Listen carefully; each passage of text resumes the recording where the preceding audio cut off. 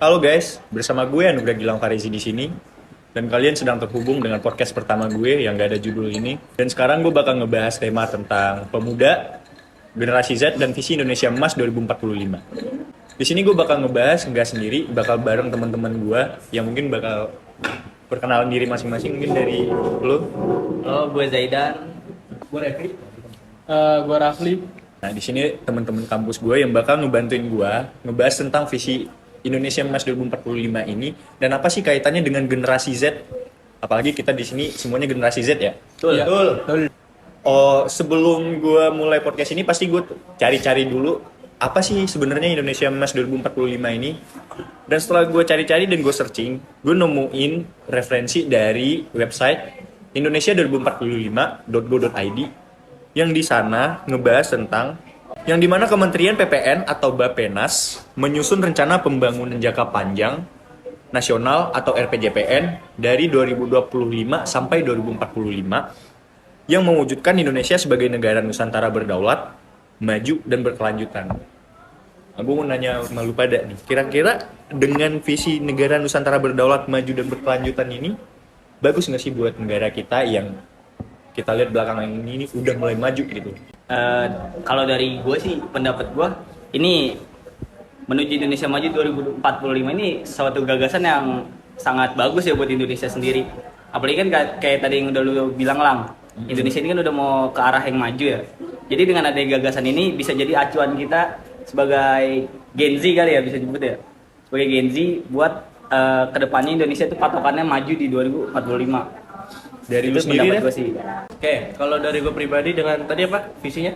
negara Nusantara berdaulat, maju, dan berkelanjutan. Negara Nusantara berdaulat, maju dan berkelanjutan. Oke, udah pasti ini ya bagus lah untuk negara Indonesia. Apalagi dengan kita yang sekarang tuh negara Indonesia dalam hal ekonomi nih gue bahasnya. Ini gue bicara sepengetahuan gue aja. Secara ekonomi negara Indonesia itu kan masih negara sebagai negara konsumen. Kita sering menggunakan produk-produk dari luar negeri. Banyak produk-produk yang dari luar negeri itu kayak Amerika ataupun Cina sebagai negara produsen itu mengirim barangnya ke negara Indonesia yang dimana Indonesia ini konteksnya sebagai negara konsumen. Jadi dengan harapan 2045 itu kita juga bisa menjadi negara produsen yang mengirim barang-barang kita ke luar negeri sehingga bisa meningkatkan ekspor kita hasil Jadi Indonesia. negara mandiri juga Iya, ya gitu. jadi nggak tergantung sama produk-produk dari luar. Itu menurut Dari gua. lu sendiri Re, gimana? Kalau pendapat gue sendiri ya menuju Indonesia maju, Indonesia emas di tahun 2045 ya. Mm-mm. Ya menurut gue gagasan-gagasan yang dimiliki oleh para penguasa sih bagus sih untuk kemajuan bangsa dan negara ya kan. Apalagi kita sebagai Gen Z ini hanya sebagai wadah gitu untuk para penguasa-penguasa petinggi-petinggi lah Indonesia ini yang punya visi misi untuk memajukan Indonesia di tahun 2045. Menurut gua sih bagus sih, dan kita sebagai Gen Z harus mensupport para petinggi-petinggi itu. Nah, sebelum kita ngebahas lebih dalam nih, gue mungkin bakal nyebutin 5 visi utama dan 5 sasaran utama dalam visi Indonesia Emas 2045 ini sebelum kita ngebahas lebih dalam lagi gitu. Visi pertama, setelah gue baca-baca dari website ya, mungkin kalian yang nonton bisa cek langsung di websitenya indonesia2045.go.id. Kalian bakal nemuin segala macam tentang apa sih sebenarnya Indonesia Emas 2045 ini. Nah, visi pertama, pendapatan per kapita setara negara maju. Pendapatan negara kita Indonesia diperkirakan menjadi kelima terbesar dunia sekitar USD 30,300. Kontribusi PDB maritim sampai 15,0% dan kontribusi PDB industri pengolahan 28,0%. Nah, tadi itu termasuk dengan apa yang lu bilang tadi, Rev. Visi pertama Indonesia ini juga buat memajukan ekonomi kita, divisi pertamanya, sasaran utamanya. Nah, dengan fokus dengan pada PDB maritim dan PDB industri pengolahan. Jadi kita bisa menjadi negara mandiri dengan mengenalkan negara kita yang sebagai negara maritim ini. Kira-kira dari lu pada gimana nih divisi pertama kita ini? Ini dari gue dulu pribadi, itu tadi tentunya ini kan di tahun 2023 mau ke 2024. Habis itu di tahun 2045 kira-kira segitu kan. Sih 30 sekitar 30 dolar. Gue sih berharap memang di jangka sekitar 20 tahun lagi kita bisa nyampe menyentuh angka tersebut, pendapatan per kapitanya, dan memang harus dimulai dari sekarang, yang dimana kita harus memberdayakan benar-benar UMKM supaya nggak hanya UMKM aja sih. Iya. Apalagi dengan brand-brand Indonesia yang sudah memang mendunia, itu memang kita harus lebih support. Kita harus memutar uang yang dari ya kita harus memutar uang bukan ke produk luar, kita harus memutar uang kita ke produk lokal. Kayak gitu sih, simpelnya kayak gitu menurut gue pribadi. Mungkin sebelum gue tanya lu berdua nih, tadi kan gue udah nanya Revi nih, gue mungkin bakal ngejelasin visi keduanya dulu nih.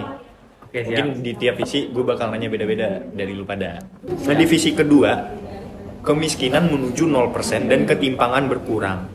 Tingkat kemiskinan pada kisaran 0,5 sampai 0,8% dan ketimpangan penduduk menurun dengan rasio Gini 0,377 sampai 0,320 dan ketimpangan antara wilayah menurun dengan peningkatan kontribusi PDRB KTI menjadi 28,5%. Nah di sini kita bisa lihat angka kemiskinan diharapkan menurun dari 0,5 sampai 0,8% nih di Indonesia.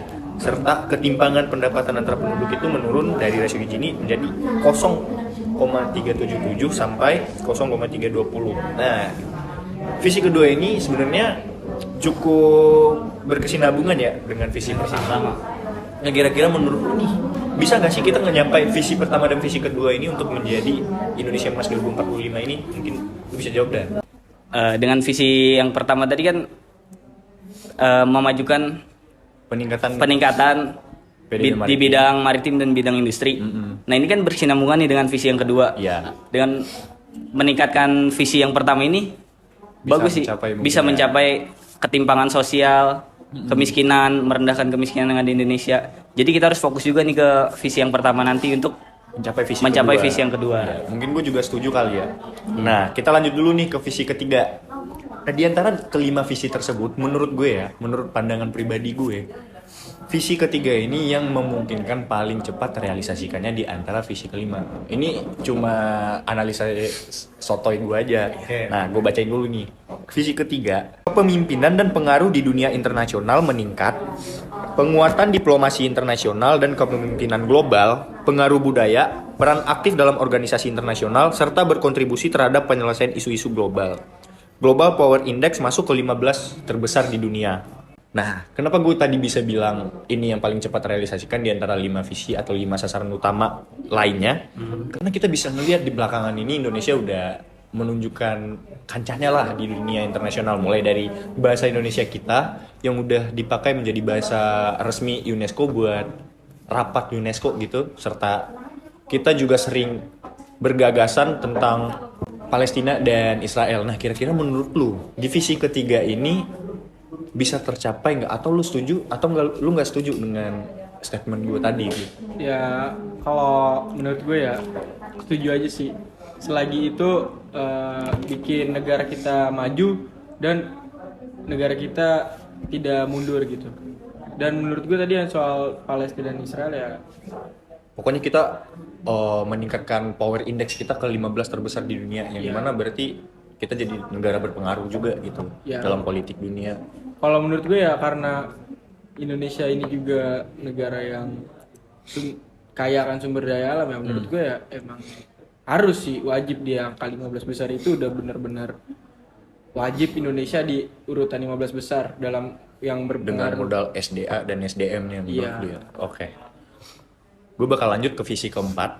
Visi keempat, daya saing sumber daya manusia meningkat, peningkatan kualitas SDM secara merata melalui pendidikan, pelatihan dan pengembangan sikap dan etos kerja. Nah, itu tadi sama nih yang dibahas sama si Rafli tentang SDM yang ada di Indonesia. Nah, di visi keempat ini pemerintah memfokuskan SDM yang ada di Indonesia buat diolah dan menjadi lebih siap untuk membantu mencapai visi Indonesia Emas 2045 ini dengan pelatihan, pengembangan sikap dan etos kerja. Nah, gue mau nanya dulu nih ke lu Rev, gimana menurut lu dengan visi keempat Indonesia Emas ini? Peningkatan kualitas SDM di sini ya, ini pasti yang namanya visi 2045 untuk Indonesia ini udah pasti semuanya akan dampak positif ke Indonesia lah ya. Ini konteksnya adalah peningkatan SDM. Jadi menurut ya itu bagus, tapi menurut gue pribadi untuk peningkatan kualitas SDM itu kalau bisa Indonesia SDM-nya itu jangan hanya apa ya istilahnya kalau kita sebut sekarang cuman ya kebanyakan menjadi karyawan ataupun bla bla segala macam. Gue tidak merendahkan profesi itu enggak, tapi kita kan kalau bisa mayoritas ataupun berapa persen dari rakyat Indonesia kalau bisa menjadi entrepreneur, karena di Indonesia itu entrepreneur tuh bener-bener baru sedikit banget. Gue lupa kalau nggak salah di bawah 5% kita rakyat kita yang menjadi entrepreneur tuh di bawah 5%. Jadi untuk peningkatan kualitas kerja dan segala macam tuh baik, tapi kalau bisa jangan hanya sebagai kualitas kerja sebagai karyawan atau segala macam, tapi sebagai entrepreneur pun kita bisa bersaing juga, sehingga itu balik lagi ke ekonominya juga akan berpengaruh. Itu kalau menurut gue pribadi. Gue boleh nambahin dikit nggak, Lang? Boleh Dan. Ini kan demi memajukan SDM kita ya. Menurut gua untuk memajukan SDM kita ini perlu adanya memajukan juga pendidikan, karena kan SDM pendidikan ini kan jadi modal dasar ya untuk SDM. Jadi kalau pendidikan kita udah tinggi, udah ningkat, otomatis SDM kita juga bakal ningkat. Itu menurut gua sih. Jadi pendidikan yang harus lebih difokusin kalau mau ningkatin SDM. Pendidikan dan pelatihan ya. Pendidikan pelatihan. Nah, gue bakal lanjut lagi ke visi kelima. Di visi kelima ini, intensitas emisi GRK menurun menuju net zero emission. Tingkat penurunan intensitas emisi gas rumah kaca atau GRK mencapai 93,5%. Sebenarnya gue jujur aja tentang emisi GRK ini gue kurang tahu dan gue juga Sama. agak awam. Mungkin Sama. bisa kita nextin aja kali ya tentang benar. visi kelima ini. Yang penting di antara kelima visi tersebut pastilah pondasi-pondasi untuk menuju visi Indonesia Emas 2045 ini, yang dimana menjadikan negara kita Indonesia di Indonesia menjadi negara maju yang berjejer dengan negara-negara maju lainnya. Iya. Dan semoga terrealisasikan. Berarti kalian bertiga setuju nggak sih dengan visi Indonesia Emas 2045 ini? Setuju pasti. Setuju gua. Setuju dong. Setuju pasti ya. Setuju. Kita bakal ngebahas lebih lanjut lagi. Di sini gue bakal ngebahas tentang kita sebagai generasi Z dan pemuda dalam mencapai visi Indonesia Emas 2045 ini, itu sebenarnya ada kontribusinya nggak sih? Dan kira-kira kan itu 2045 ya, yang dimana berarti di saat 2045 itu yang bakal ngerasain Indonesia yang emas ini berarti kita para generasi Z. Nah menurut lu pada nih, generasi Z sebelum tercapainya visi Indonesia Emas 2045 ini punya kontribusi nggak? Dan kira-kira kalau punya kontribusi dalam hal apa gitu? Mungkin bisa dijawab dari lu dulu Tri. Visi kita hanya ini sih, menurut gua sekolah yang benar. Ya kan, kejarlah cita-citanya. Terus ya jangan lupa bayar pajak. Terus ya Membantu pemerintah lah ya, dari lu sendiri. ikuti Oke. kebijakan negara, karena kan negara juga butuh anggaran pajak dari APBD. rakyat. Iya. Dan bisa Bisa. Peran Gen Z dalam menuju Indonesia Emas 2045. Gen Z ini kan terkenal dengan inovasi-inovasinya ya, Bang, ya? Pemikirannya, ide-idenya. Mungkin kita bisa berkontribusi sebelum tercapainya Indonesia Maju 2045 ini, kita bisa ngasih ide yang menurut kita nih sebagai Gen Z bisa nih masuk nih untuk memajukan Indonesia nanti. Jadi itu sih kalau saat ini kan kontribusi saat ini, apalagi nanti kan di 2045 pasti kita dong peran utamanya, aktornya. Kita yang merasakan, kita juga pasti yang terlibat.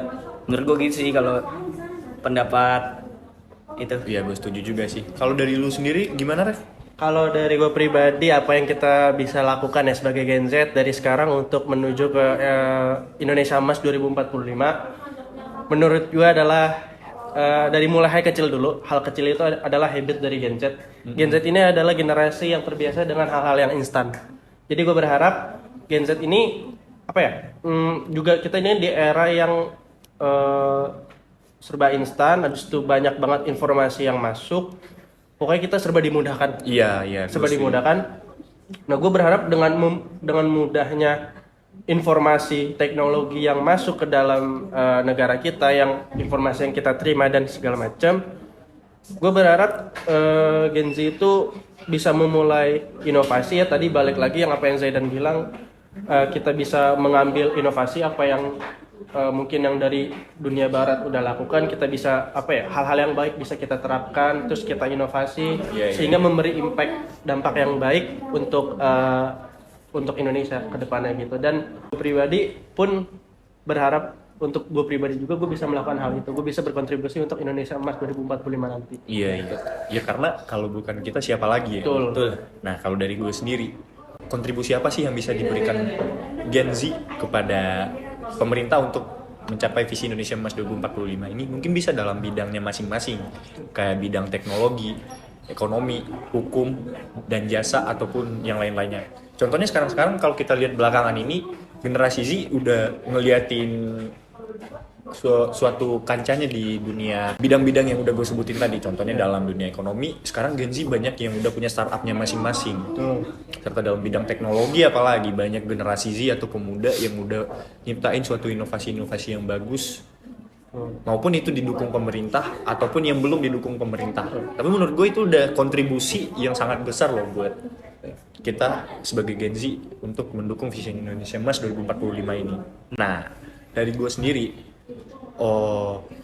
nggak harus dari sana aja. Mungkin dari kalian yang nonton podcast ini pasti mikir, kalau gue nggak punya keahlian di bidang itu gimana? Mungkin kalian bisa masuk organisasi pemuda yang mana yang berkesinambungan dengan visi Indonesia Emas 2045 ini. Mungkin gue bakal nyebutin sedikit tentang salah satu organisasi pemuda yang dimana menurut gue visinya itu sangat berkesinambungan dengan visi Indonesia Emas 2045. Karena kalau kita lihat-lihat banyak organisasi-organisasi pemuda yang visinya itu bagus-bagus dan nasionalis yang bisa mewadahi pemuda seperti kita ini untuk berkontribusi mencapai visi Indonesia Emas 2045 ini. Nah, organisasi yang ingin gue sebutin itu adalah Maritim Muda Nusantara. Mungkin bagi kalian yang penasaran, apa sih sebenarnya Maritim Muda Nusantara itu? Bisa kalian, ya, apalagi kalian bertiga, gue juga baru tahu. Masih asing. Mungkin bisa, yang bagi yang nonton mungkin bisa dicek di website ataupun Instagramnya di maritimmuda.id. Nah di situ kalian bisa ngelihat apa sih kegiatan Maritim Muda ini dan apa sih visi misinya mereka, terus mereka ngapain aja sih gitu, dan kenapa mereka itu berkesinambungan dengan visi Indonesia Emas 2045. Mungkin bisa kalian lihat. Tapi di sini gue juga bakal ngebahas sedikit kenapa gue rasa visinya mereka itu berkesinambungan, karena mereka itu punya 3 poin di dalam visi utamanya mereka. Gue bakal nyebutin ya. Poin pertama itu penyiapan SDM di bidang kemaritiman yang profesional, beretika, berdedikasi, dan mampu mengedepankan kepentingan nasional. Nah yang tadi itu sama dengan visi pertamanya, visi Indonesia Emas 2045. Dan poin kedua, pengembangan iptek kemaritiman yang mutakhir, efektif, efisien, dan ramah lingkungan gitu. Jadi mereka kayak nyiptain suatu teknologi buat di bidang kemaritiman yang ramah lingkungan gitu, yang jadi pemanfaatan limbah dan lain-lain. Mungkin gue masih belum tahu banyak tentang Maritim Muda Nusantara ini. Terus di poin ketiga dan yang terakhir, penguatan budaya maritim. Kita sebagai negara maritim, nah organisasi Maritim Muda ini menguatkan kita sebagai anggotanya mereka untuk menguatkan budaya maritimnya untuk pemuda-pemuda dan generasi Z. Nah menurut lu pada nih, gue mau nanya-nanya dulu. Kalau gue sendiri, gue pengen banget nih ikut kontribusi dalam visi Indonesia Emas 2045 ini. Karena gue ngerasa di generasi Z, gue pemuda, dan gue pengen banget kontribusi. Dan dengan cara apa gue kontribusi ya? Gue pengen bergabung dengan Maritim Muda Nusantara tadi. Mungkin gue pengen nanya juga sama lu pada, kira-kira lu pengen juga gak sih ikut berkontribusi di visi Indonesia Emas 2045 ini? Apa dulu nih yang mau jawab nih? Nah. Ya, gue sebagai calon penerus bangsa ya dari 2045 nanti. Ya gue mah selagi itu positif dan baik untuk kedepannya ya gue setuju aja sih gue ikut bergabung ke organisasi maritim tadi ya, pemuda. Berarti lu pengen juga nyoba ikut andil dan kontribusi? Iya, karena gue pengen banget berkontribusi untuk memajukan negara kita loh. Iya. Iya. Dengan cara ya itu tadi ikut organisasi tersebut. Kalau dari lu sendiri, Dan? Gue juga pengen juga sih ikut andil dalam kegiatan organisasi kemaritiman ini. Ini kan selaras dengan visi yang pertama tadi tuh ya, buat memajukan Indonesia dari bidang maritim dan industri. Tapi langkah-langkahnya gimana sih Lang buat gabung ke organisasi kayak gini Lang? Nah, karena gue baru tahu juga nih. Uh, Jika kalau lu pada pengen gabung di organisasi itu punya caranya sendiri-sendiri. Mungkin kalian bisa cek di Instagramnya Di masing-masing websitenya dan websitenya. Kalau dari Maritim Muda Nusantara ini, gue juga kurang tahu. Tapi karena gue pengen bergabungnya ini lewat mitranya MSIB atau Magang Merdeka. Oh, dari forum itu bisa? Gue nge-apply-nya dari sana gitu. Tapi gue lihat-lihat dari tata cara pendaftarannya itu kita bisa bikin KTA-nya itu dari website dulu. Jadi kita bikin KTA, nah kita udah bisa dijadikan anggota. Tapi selain dari cara dengan berorganisasi, mungkin ada cara lain gitu. Dengan cara yang tadi gue bilang lagi sih, pasti balik lagi ke inovasi-inovasi yang kita punya sebagai Ya. Gen Z. Kita harus menyuarakan apa ide yang ada di kepala kita untuk memajukan bangsa ini. Paling itu aja sih. Secara nggak langsung kan itu kan bisa mempengaruhi juga tuh. Kalau dari lu sendiri, Vi, Cukup yang dibilang Mas Zaidan?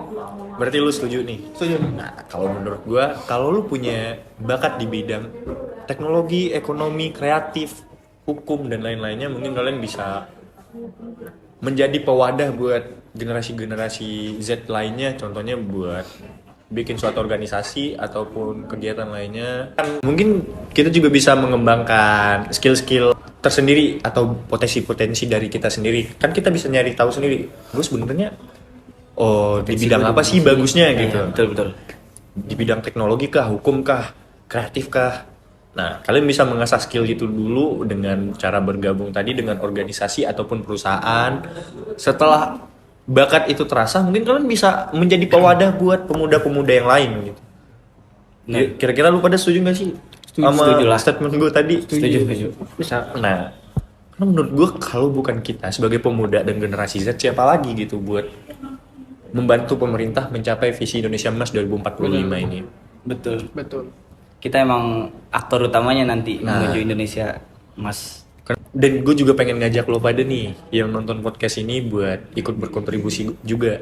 Lo nggak usah takut atau ngerasa nggak pede gitu karena gue bingung nih mau dari mana, terus ntar kontribusi gue kecil gimana, nggak usah mikirin gitu menurut gue. Maupun Kan suatu hal yang besar dimulai dari langkah kecil kan? ya, maupun ntar kontribusi lu kecil ataupun besar, yang penting lu udah ikut berkontribusi, berarti lu masih memperlihatkan rasa cinta tanah air lu terhadap Indonesia gitu.